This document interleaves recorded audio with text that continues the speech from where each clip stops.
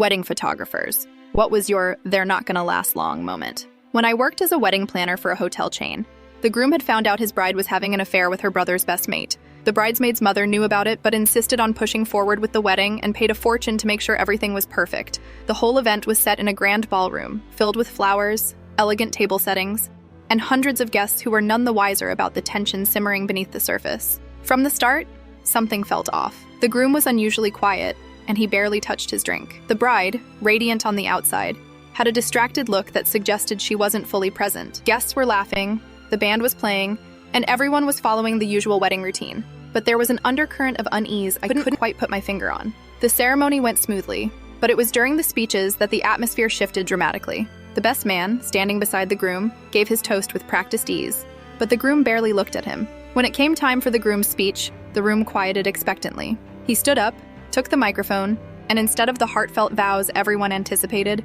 he said something no one there was prepared for. He calmly announced that he knew about the affair, naming the brother's best mate in the process. He said the wedding would not last, declaring he was seeking an annulment, and made it clear he wasn't going to be played for a fool. The crowd was stunned into silence. The bride's face drained of color, while whispers rippled through the room. The bridesmaid's mother looked furious, but there was nothing she could do.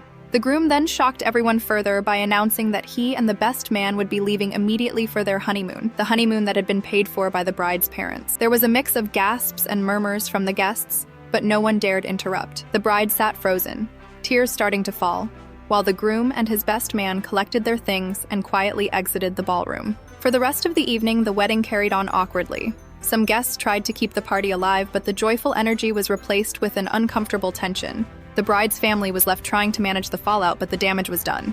Everyone knew that the marriage had crumbled before it even truly began. Later, I heard that the annulment went through quickly, and the groom and best man returned from their unexpected honeymoon with a story that became the talk of the town. The bride's affair was an open secret in certain circles, but no one had expected the wedding day to end the way it did. That wedding was a lesson in how appearances can be deceiving. Behind the lavish decorations and smiling faces, a relationship was already falling apart. It was a reminder that sometimes the biggest celebrations mask the most personal heartbreaks. The groom's moment on the microphone was the clearest sign that this union wasn't going to last long. No matter how much money was spent or how many people showed up to witness it,